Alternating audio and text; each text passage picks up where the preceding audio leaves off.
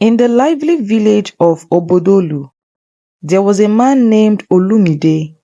He was the richest man anyone had ever seen. He had fields full of crops, cows that stretched as far as the eye could see, and gold coins stacked high in his house. But Olumide was different. Despite all his riches, he wore clothes that were torn and smelly. His shirt had holes, and his pants looked like they had been chewed by rats. People in the village couldn't understand why a rich man would dress like a beggar. Every morning, Olumide walked through the village market, greeting people with a smile, but instead of greeting him back, people turned their noses up. "Why does he smell so bad?" one woman whispered. "He must be mad," another said. Children pointed at him and laughed. They called him names like the ragged rich man or the smelly millionaire. Olumide never got angry. He just kept smiling and went about his day as if nothing was wrong. Olumide had 3 children who were ashamed of him. They were smart, polite, and well dressed, but they avoided their father as much as they could. At school, other children teased them. "Your papa is the smelly man," they shouted. The children were so embarrassed that they lied. "That's not our father," they told their friends. Even when Olumide came to their school to watch their plays or meetings, they pretended not to know him. It made Olumide sad, but he never said anything. At home, Olumide's wife, Noma, was confused and upset. She did not understand why her husband, who was so rich, refused to wear nice clothes or clean himself up. "Olumide," she asked one night, "why do you like to live like this? We have so much. Why won't you wear proper clothes?" Olumide looked at her with sad eyes, but he did not answer. "You would not understand," he finally said. Norma was frustrated. She decided that one day she would find out the truth. One evening, Norma sat by the fire thinking about her husband's strange behavior. She watched as Olumide carefully folded his smelly torn clothes before going to bed. She couldn't understand why he loved those rags so much. "It's like a spell," she thought to herself. The children had started avoiding him completely, spending more time at their friends' houses. Norma sighed deeply. She missed the days when her family was happy. She decided that no matter what, she would uncover the mystery behind Olumide's rags. The next day, Olumide left the house early to check his farmland. While he was gone, Norma searched every corner of the house. She opened boxes, lifted mattresses, and checked inside cupboards. Finally, she found a small wooden chest hidden under their bed. Inside was a strange piece of paper covered in symbols and writing she did not understand. As she stared at the paper, she noticed something odd. Her hands started trembling, and a cold wind swept through the room. Norma felt a chill run down her spine, but she couldn't stop herself from reading the paper. The symbols glowed faintly, as if they were alive. She managed to make out a few words. "Wealth comes with a price. Speak of this pact, and this will bring doom." Her heart raced as she realized what the paper meant. Olumide had made some kind of deal to gain his riches, and those rags were part of the price he had to pay. That evening, when Olumide returned, Nneoma confronted him. "I found this paper under our bed," she said firmly. Olumide froze, his face pale with fear. "You weren't supposed to see that," he whispered. "What have you done?" Nneoma demanded answers, but Olumide begged her to stop. "If you know too much, it will bring harm to you," he pleaded. But Nneoma couldn't let go. She needed to understand why her husband had chosen such a strange and lonely life. Olumide sat down, his head in his hands. He finally told her this truth. Years ago, when we were poor and struggling, a mysterious voice had spoken to him one night. The voice promised him unimaginable riches, but warned that there would be a cost. Olumide would have to wear rags for the rest of his life, and he could never reveal the truth about the deal. If he broke the rules, everything he had, his riches, his family, and even his life would be taken away. Norma listened in shock. Why would you agree to something like that? She asked. Olumide looked at her with tears in his eyes. I did it for us, he said.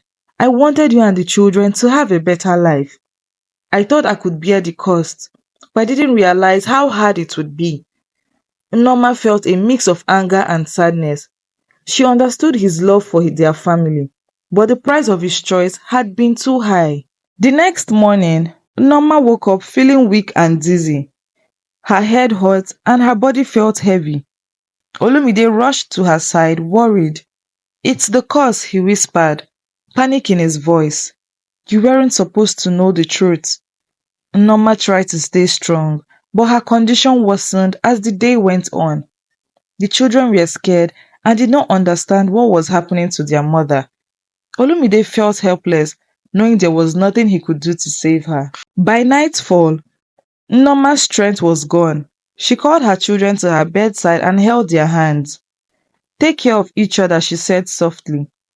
She looked at Olumide one last time, her eyes filled with love and sorrow. I forgive you, she whispered before closing her eyes forever. Olumide fell to his knees, overcome with grief. The children cried, not understanding why their mother had to leave them. The house that was once filled with laughter now felt empty and cold. After Norma's death, the villagers began to fear Olumide even more. They whispered that his wealth was cursed and that his wife had paid the price for uncovering the truth. Some people avoided his house completely, believing it was haunted. Others pitied him, but didn't dare to approach. Olumide was left alone with only his memories and regrets for company. His children grew even more distant, blaming him for their mother's death. The children refused to speak to Olumide. They moved to another part of the village, staying with relatives who would care for them. When people asked about their father, they would say, We don't have a father. Olumide tried to reach out to them, but they slammed the door in his face whenever he went to reach out. He would sit outside their house for hours, hoping to catch a glimpse of them, but they never came out. His heart broke a little more each day. Olumide's riches brought him no joy. The golden coins and fancy house felt like a heavy weight on his shoulders. He stopped going to the market because he couldn't bear the way people looked at him. His only visitors were the stray animals that wandered into his yard.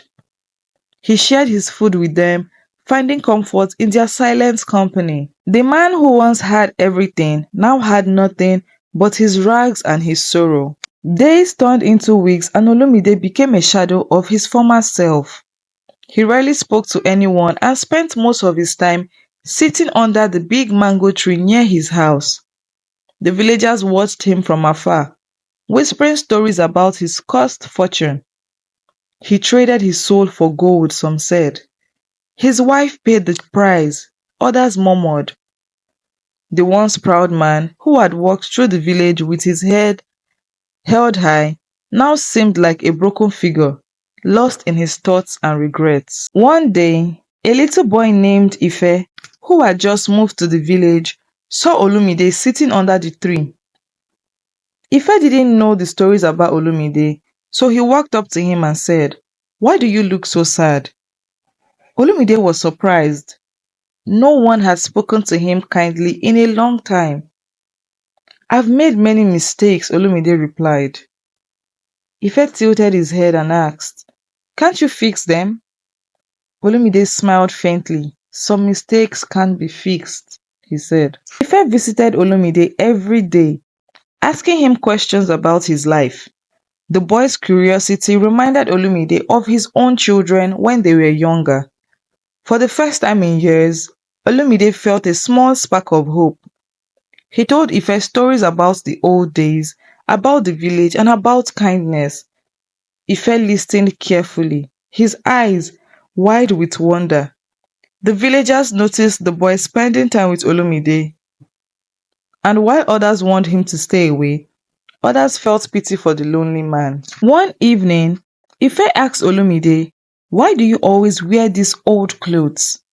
Olumide hesitated. Remembering the cause, he couldn't tell the boy the truth. So he said, "These clothes remind me of who I used to be." Ife didn't fully understand, but he nodded. "Maybe one day you will wear something new," the boy said cheerfully. Olumide chuckled softly. "Maybe," he replied, though deep down he knew it wasn't possible. The boy's innocence gave him a small comfort he hadn't felt in years. Meanwhile, Olumide's children heard about Ife visiting their father. They were curious but too angry and ashamed to see him. "He brought this curse upon himself," they told each other. "Why would we care?" Yet late at night, when they were alone, they missed him. They remembered how he used to play with them, tell them stories, and make them laugh. Despite their anger, a part of them longed to understand why their father had chosen this strange life. One night, Olumide dreamed of Unoma. In the dream, she stood in their home, looking just as she had before she died. "Olumide," she said softly, "your children need you, but they are lost in their anger. Be patient with them."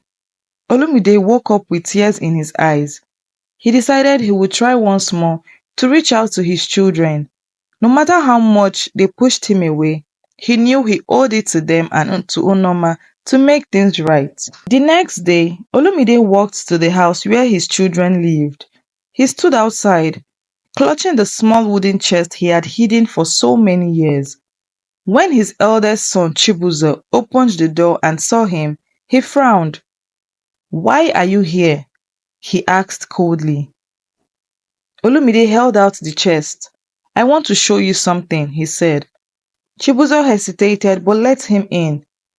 The other two children gathered around, watching their father warily as he placed the chest on the table. Olumide opened the chest and showed them the parchment. He didn't say much, knowing the curse would stop him from revealing too much. "This," he said, pointing to the strange writing, "is why I wear these clothes."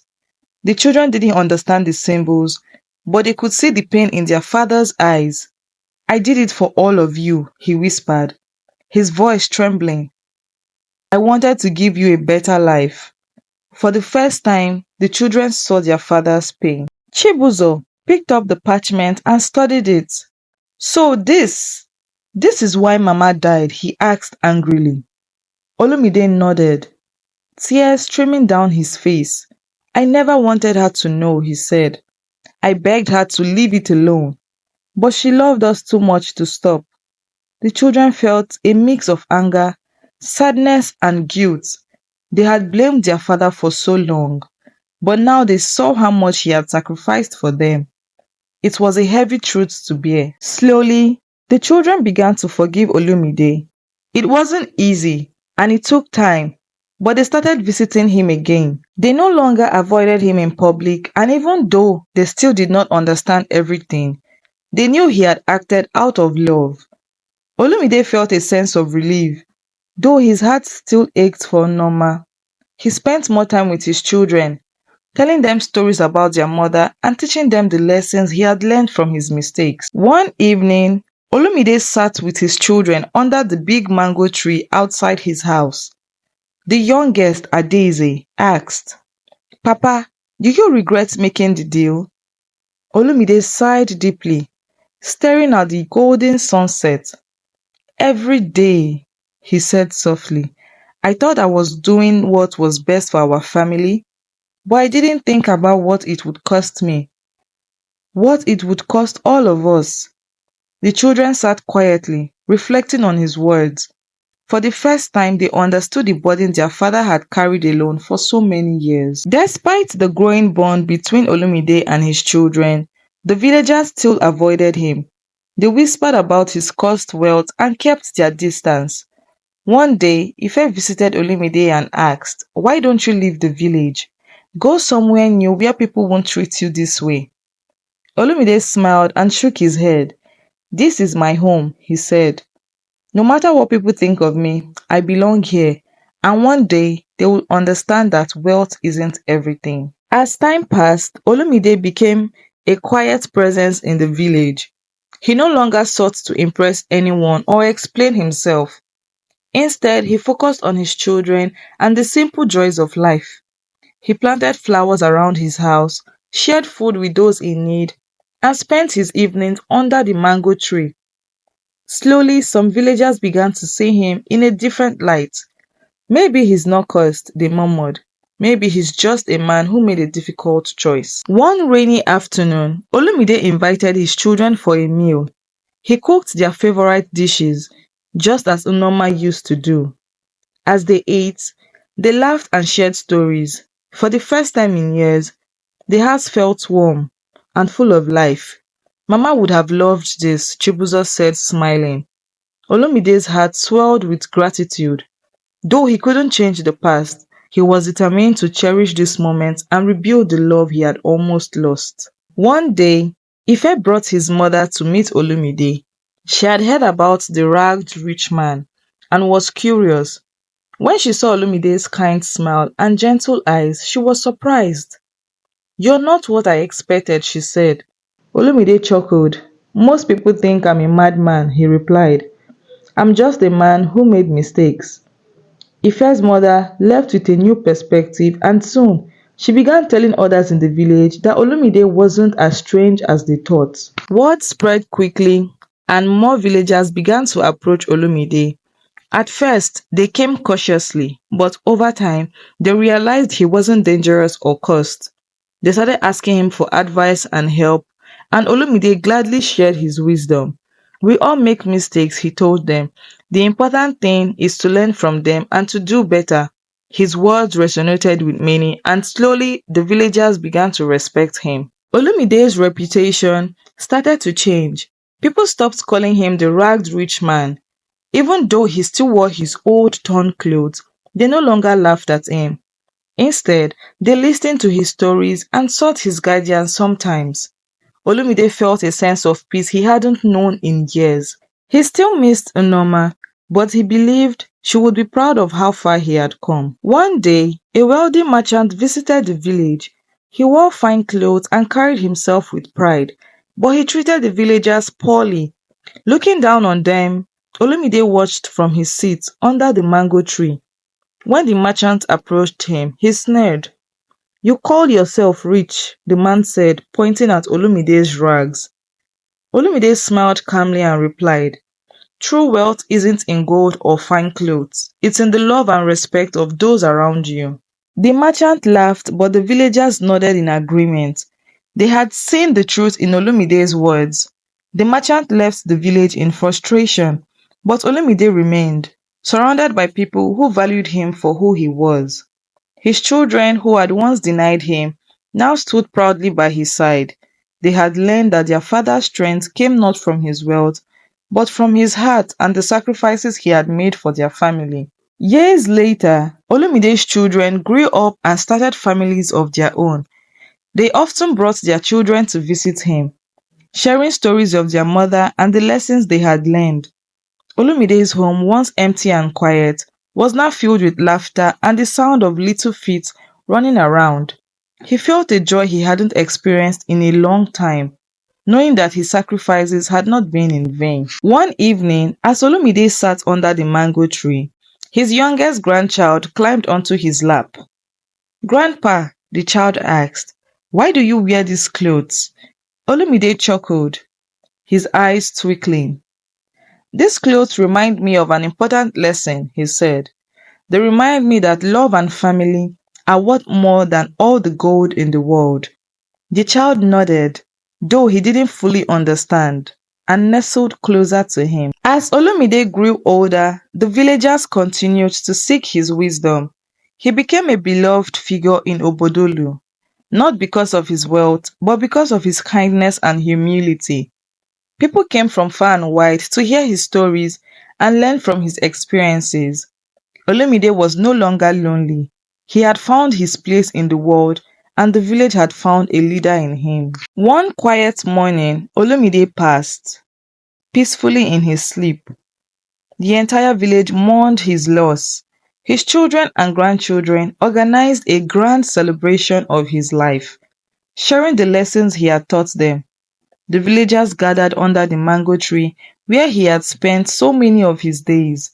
and planted a small garden in his honor. The garden grew beautifully with bright flowers and strong trees.